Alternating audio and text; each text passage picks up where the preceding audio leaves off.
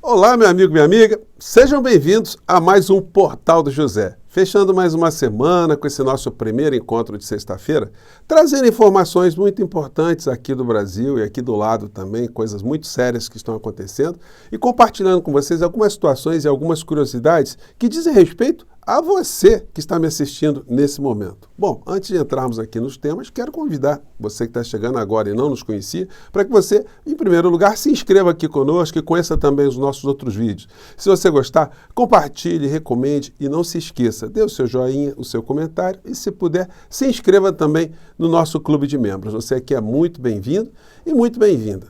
Gente, começando aqui com algumas reflexões, né? Você certamente aí ficou antenado com o que você vai fazer na noite de Natal, como é que será a sua virada de ano, alguns projetos para 2024, mas pense que muitas pessoas que se interessam por política aqui no nosso país não terão essa oportunidade. Essas pessoas simplesmente destruíram uma boa parte das suas vidas e das suas famílias também.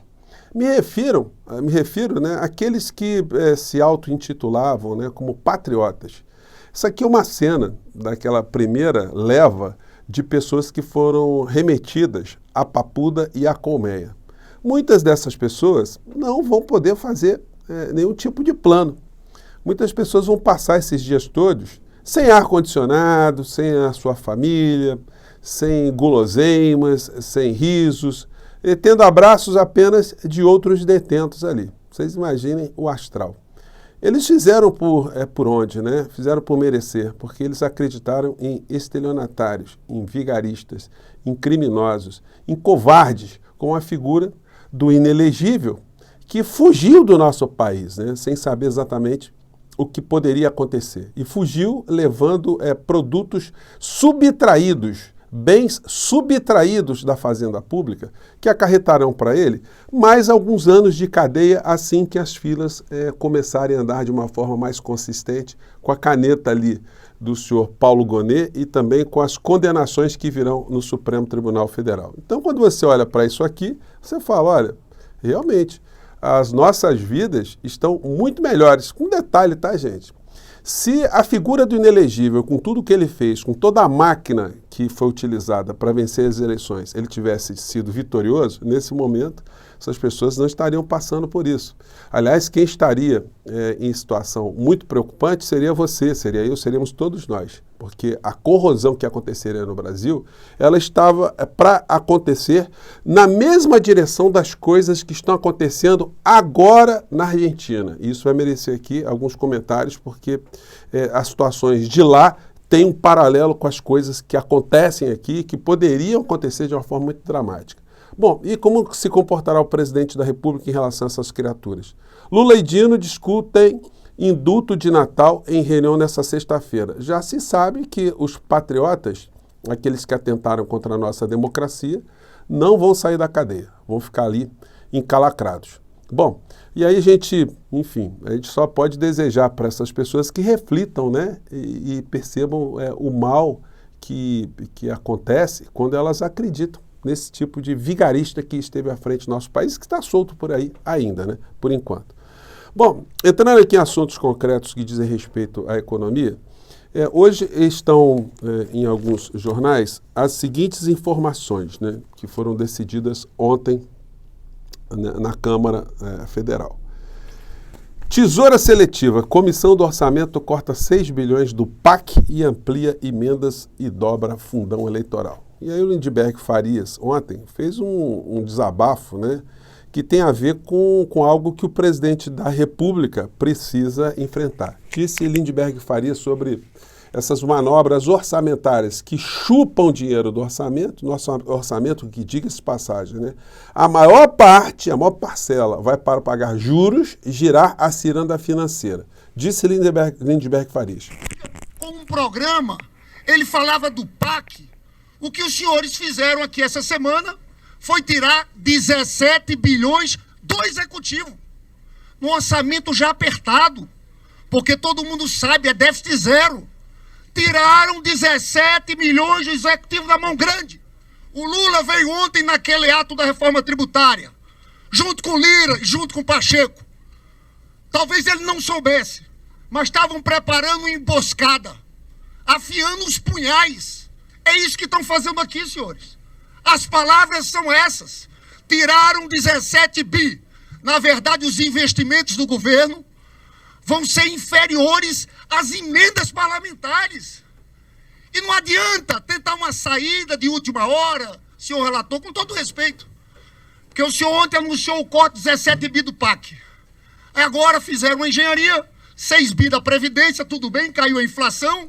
Gente, vocês estão vendo os números, é que são números muito distantes da nossa realidade, né?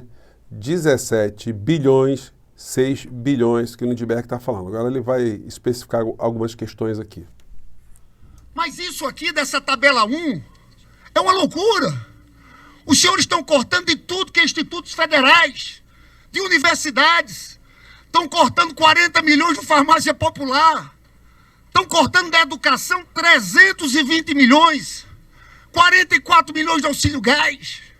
Lá no Rio de Janeiro tem um colégio, Pedro II, Tarcísio, deputado Tarcísio, o professor de lá. Cortaram 6 milhões do Pedro II. Vai fechar. É um ajuntamento de última hora mal feito. É uma bagunça orçamentária. Desculpe, relator, mas isso é uma bagunça orçamentária feito de última hora. Por quê? Porque esse Congresso se acha no direito de 17 bi a mais. De 37 para 53 bi. Que isso?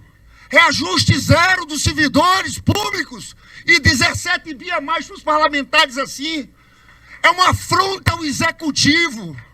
Eu quero concluir só dizendo 30 segundos, presidente. Isso aqui os senhores estão entrando em atribuições do executivo. É o executivo que tem que executar o orçamento. Meu amigo Danilo Fortes, aquele cronograma... Bom, gente, enfim, aí depois o Lindbergh foi rebatido ali pela senadora, que ficou pé da vida com ele, enfim. Mas só para a gente ter uma noção da ordem de grandeza, o Lindbergh está falando 17 bilhões, 6 bilhões. O Brasil paga 500 bilhões, em média, por ano, de juros, de ciranda financeira, de contratos que o Brasil, o povo brasileiro não tem a menor ideia. E sobre essa montanha de dinheiro, não há nenhum tipo de debate. E o presidente da República, de fato, ele fica refém desse tipo de situação, principalmente porque ele não está se comunicando com a sociedade sobre esses assuntos. Nós vimos muitos assuntos são colocados aí, o presidente faz um discurso aqui, outro acolá, mas uma questão objetiva que diz respeito a uma situação estrutural do nosso país, isso não está vindo ao debate. Daí a nossa cobrança permanente que o presidente faça lives com interatividade, escutando as pessoas, escutando as demandas e não só os grupos de auxiliares que ele tem ali ao seu redor, para ele entender muitas coisas que ele não pode não estar percebendo. Então, essa é uma questão vital, enfim, eu fiz questão de mostrar isso para vocês. E o debate político aqui no nosso país, se depender dessa extrema-direita, ele vai ficar sempre raso, vai ficar sempre na superfície. O Inelegível fez uma publicação hoje, sem ar-condicionado há 7 meses, pacientes do Hospital da Lagoa usam lençóis na janela para tentar conter o calor. Aí vai falando aqui que está se gastando dinheiro com ar-condicionado para um lado, mas não está para o outro. Aí o outro fala da viagem da Janja, aí o outro fala de uma minudência aqui. Nenhuma situação estrutural. Eles vão ficar ali como futriqueiros, chamando a atenção para manter cada vez mais unido essa turma que nós chamamos de universo paralelo do abismo, as pessoas que caíram no abismo envenenado do bolsonarismo. É o que resta para essas pessoas. Vou fazer essas coisinhas assim, o Flávio Rachadinha colocou toque de Midas, só que ao contrário, tudo que a esquerda coloca a mão dá ruim. A promessa era passagem barata, a realidade é que você está passando férias no sofá da sua casa. Bom, já mostrei para vocês que essa patifaria aqui não corresponde com a realidade. Está se viajando muito mais no Brasil nesse final de ano do que nos anos anteriores. O turismo no Brasil cresceu, os indicadores todos vão nessa direção. O que encarece as passagens é o custo básico do querosene de aviação.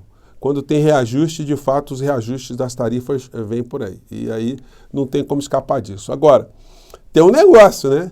Os bolsonaristas, eles podem fazer uma caravana e irem morar na Argentina, ou pelo menos passarem lá uns 3 meses, circulando na cidade, no centro, com camisetas do Milei, com a foto do Milei, enfim, foto do Bolsonaro com o Milei.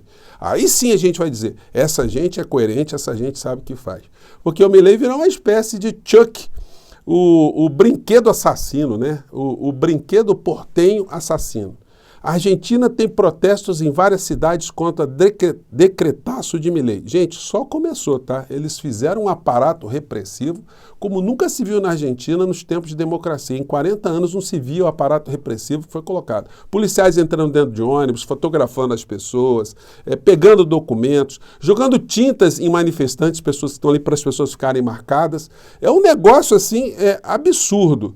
Mas os argentinos parecem que não estão se intimidando com essa história. Um decreto que tem mais de 360 artigos, 366 para ser exato, mexe com uma série de normas. E aí o que acontece? Os congressos argentinos, por diversas décadas, ficaram discutindo leis, debatendo, fazendo uma série de ajustes, apontando soluções para um lado, para o outro, regulamentando, desregulamentando. Aí vai um Milei numa canetada só e diz que isso tudo que aconteceu na história da Argentina não vale nada. O que vale agora é a figura dele, o monarca, o Chuck, o brinquedo portenho assassino. E aí a gente não deve esquecer a foto dessa turma aqui, né? Vamos guardá-la sempre, né? Para dizer para eles, vem cá, vocês não vão para a Argentina, não? Vão para a Argentina. Estão achando ruim aqui? Vão todos para a Argentina. Está acontecendo lá, é isso aqui. Vamos ver se eu vou mostrar aqui. Vamos lá. En la ciudad de Rosario, más de 20.000 personas en la ciudad de Rosario que ahora se han trasladado. Mais de 20 mil pessoas em Cidade de Rosário, fazendo manifestações, né? Eles estão fazendo manifestos em várias cidades, que foi em Córdoba ontem também à noite, né? Isso tudo, gente, coisa espontânea, tá? E a polícia chegou lá baixando a pancada também, jogando gás de pimenta. Enfim, a situação para eles lá não está nada bacana, né? Medidas excessivas de Javier Milei preocupam indústria e comércio na Argentina. Gente, virou a terra de ninguém.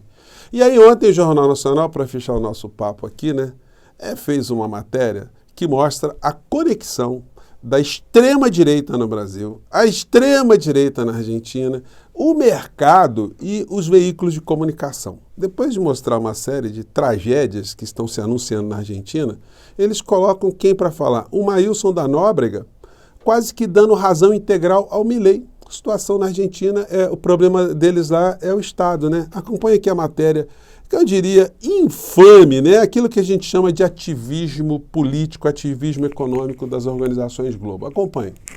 O decreto seguirá em vigor e só perderá a validade se a maioria absoluta, ou seja, metade mais um, da Câmara e do Senado, votarem contra. O Partido Justicialista, principal partido de oposição, afirma que o decreto é nulo, inconstitucional e que oprime as instituições democráticas. O ex-ministro da Fazenda, Maílson da Nóbrega, diz que, com o novo pacote, Javier Milei tenta diminuir a intervenção do Estado na economia argentina. Eu acho que as medidas estão na direção correta, né?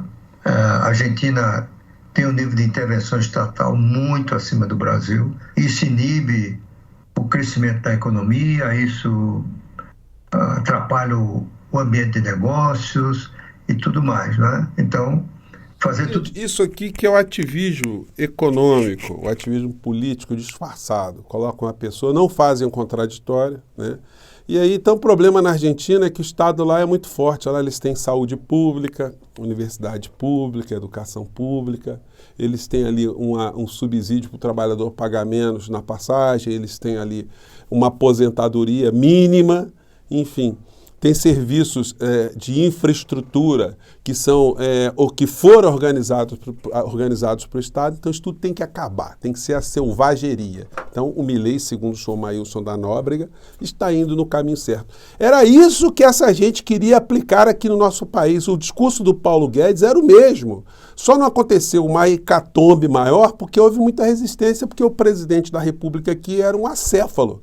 Era um pigmeu mental, uma pessoa que não sabia onde estava. Então, quem tocava tudo por trás era a turma do Paulo Guedes e das corporações todas que ficavam se digladiando para ver quem ia morder mais o bolso do povo brasileiro. Eles conseguiram muitas coisas, né? Tem alguns filhotes aí, como o senhor Tarcísio, que está querendo roubar, no português claro, o povo de São Paulo com a privatização da Sabesp, se não for impedida. Bom, aqui nós jogaremos luzes sobre essas criaturas.